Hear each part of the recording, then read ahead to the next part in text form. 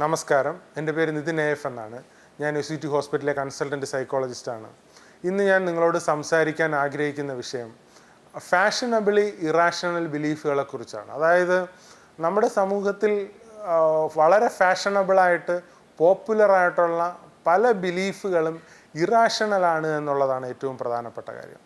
ഇപ്പോൾ ഉദാഹരണം പറയുകയാണെങ്കിൽ, ഒരു പോപ്പുലറായിട്ടുള്ള ഒരു ആൾക്കാരുടെ ഒരു വിചാരമാണ് ഗവൺമെൻറ്റിന് ഇഷ്ടം പോലെ ക്യാഷ് പ്രിൻ്റ് ചെയ്ത് കൊടുക്കാനുള്ള കപ്പാസിറ്റി ഉണ്ടെന്നുള്ളതാണ്. അപ്പം നമ്മളൊരു പബ്ലിക്കിനിടയിൽ ഒരു 10 പേരെ വിളിച്ചിട്ട് ചോദിച്ചാൽ അവർ ഭൂരിഭാഗവും വിചാരിക്കുന്നത് ഗവൺമെൻറ്റിന് ഇഷ്ടം പോലെ വേണമെങ്കിൽ ക്യാഷ് പ്രിൻ്റ് ചെയ്ത് വെൽഫെയർ ആണെങ്കിലും മറ്റ് മെഷേഴ്സിനാണെങ്കിലും അവർക്ക് സ്പെൻഡ് ചെയ്യാൻ കഴിയും. പക്ഷേ ഗവൺമെൻറ് അത് ചെയ്യാതിരിക്കുന്നതാണ് എന്നുള്ളതാണ് പലരുടെയും വിശ്വാസം.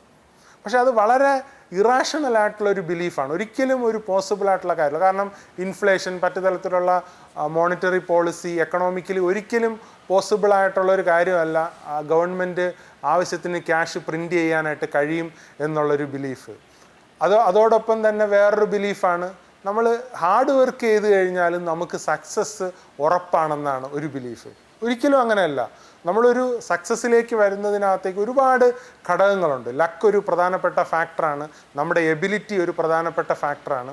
അങ്ങനെ ധാരാളം ഫാക്ടേഴ്സ് കോൺട്രിബ്യൂട്ട് ചെയ്യുമ്പോഴാണ് ഒരു കാര്യത്തിൽ നമുക്കൊരു സക്സസ് എന്ന് പറയുന്ന ഒരു ലെവലിലേക്ക് നമുക്ക് എത്താനായിട്ട് കഴിയും. അല്ലാതെ ആർക്കും വിചാരിച്ചാൽ, സ്വപ്നം കണ്ടാൽ എന്തും ചെയ്ത് മറിക്കാൻ കഴിയും എന്നുള്ളൊരു ഇറാഷണലായിട്ടുള്ള ബിലീഫ് വളരെ പ്രീവാലൻ്റായിട്ട് നമ്മുടെ സൊസൈറ്റിയിലുണ്ട് എന്നുള്ളത് വളരെ പ്രധാനപ്പെട്ട ഒരു പ്രശ്നമാണ്. ഇത്തരത്തിൽ ധാരാളം ഫാഷനബിളി ഇറാഷണലായിട്ടുള്ള ബിലീഫുകളും തോട്ടുകളും വളരെ പോപ്പുലറായിട്ട് നമ്മുടെ സൊസൈറ്റിയിൽ സ്പ്രെഡ് ചെയ്യുന്നുണ്ടെന്നുള്ളത് വളരെ നിരാശാപരമായിട്ടുള്ളൊരു കാര്യമാണ്. കാരണം നമ്മൾ ലൈഫിനെ കുറിച്ച് എപ്പോഴെല്ലാം ട്രൂത്തിൽ നിന്നും റിയാലിറ്റിയിൽ നിന്നും മാറിപ്പോകുന്നോ അത്രത്തോളം നമ്മൾ ക്രിയേറ്റ് ചെയ്യപ്പെടുന്ന ഒരു വേൾഡ്, അല്ലെങ്കിൽ നമ്മുടെ വേൾഡിനെ പെർസീവ് ചെയ്യുന്നത് ഒരു അൺറിയലിസ്റ്റിക് വേയിലായിരിക്കും. അപ്പോൾ നമ്മുടെ ഒരു കോൺഷ്യസ്നെസ് അല്ലെങ്കിൽ നമ്മുടെ ഒരു ബോധം, അവയർനെസ് എപ്പോഴും ഒരു അൺറിയാലിറ്റി ബേസ്ഡ് ആയിട്ടായിരിക്കും ഡെവലപ്പ് ചെയ്ത് വരിക.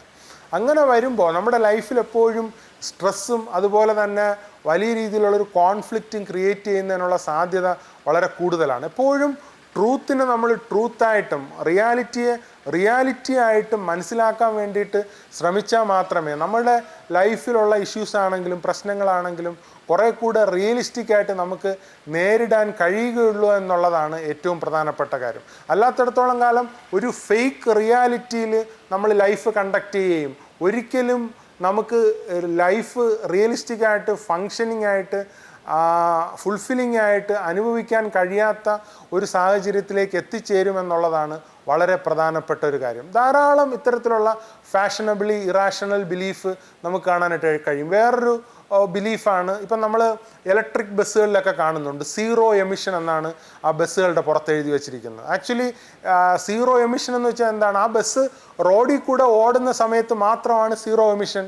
കാരണം ഇലക്ട്രിസിറ്റി പ്രൊഡ്യൂസ് ചെയ്യുന്നത്, ഇലക്ട്രിസിറ്റിയുടെ മേജർ സോഴ്സ് ഓഫ് എനർജി വരുന്നതെല്ലാം തന്നെ ഫോസിൽ ഫ്യൂലിൽ നിന്നാണ്. അതായത് നമ്മൾ അതിനെക്കുറിച്ച് പഠിച്ചു നോക്കിക്കഴിഞ്ഞാൽ 80% ഇലക്ട്രിസിറ്റി പ്രൊഡ്യൂസ് ചെയ്യുന്നത് ഫോസിൽ ഫ്യൂലിൽ നിന്നാണ്, അല്ലെങ്കിൽ അത്തരത്തിലുള്ള സോഴ്സുകളിൽ നിന്നാണ്.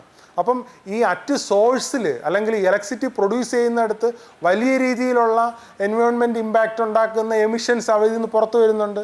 പക്ഷേ നമ്മൾ റോഡിൽ കൂടെ പോകുന്ന ബസ്സുകളിൽ നോക്കിയാൽ സീറോ എമിഷൻ എന്നാണ് എഴുതിയിരിക്കുന്നത്. ആക്ച്വലി സീറോ എമിഷൻ റോഡിൽ കൂടെ ഓടുമ്പോൾ മാത്രമാണ്. അത് ഒരു ഫാഷനബിളി ഇറാഷണൽ ആയിട്ടുള്ള ബിലീഫാണ്. ആക്ച്വലി സീറോ എമിഷൻ അല്ല, ഇലക്ട്രിസിറ്റി പ്രൊഡക്ഷൻ്റെ പിന്നിൽ വലിയ രീതിയിലുള്ള എമിഷൻ നടക്കുന്നുണ്ടെന്നുള്ളത് ഒരു റിയലിസ്റ്റിക് ആയിട്ടുള്ള ട്രൂത്താണ്. അപ്പോൾ നമ്മളെപ്പോഴും ട്രൂത്തിനെ അത്തരത്തിൽ തന്നെ മനസ്സിലാക്കാൻ വേണ്ടിയിട്ട് ശ്രമിച്ചാൽ മാത്രമേ നമുക്ക് ലൈഫ് കുറേ കൂടെ ഫങ്ഷനിങ് ആയിട്ടും മീനിങ് ഫുള്ളായിട്ടും പർപ്പസ്ഫുള്ളായിട്ടും മനസ്സിലാവൂ എന്നുള്ളത് നമ്മളെപ്പോഴും ഓർത്തിരിക്കുക. അത് നമ്മുടെ മെൻ്റൽ ഹെൽത്ത് കുറേ കൂടെ എൻഹാൻസ് ചെയ്യുന്നതിനും കുറേ കൂടെ റിയലിസ്റ്റിക് ആയിട്ടുള്ള ലൈഫ് നിങ്ങൾക്ക് ഉണ്ടാക്കുന്നതിനും കഴിയുമെന്നുള്ള വസ്തുത എപ്പോഴും ഓർത്തിരിക്കുക.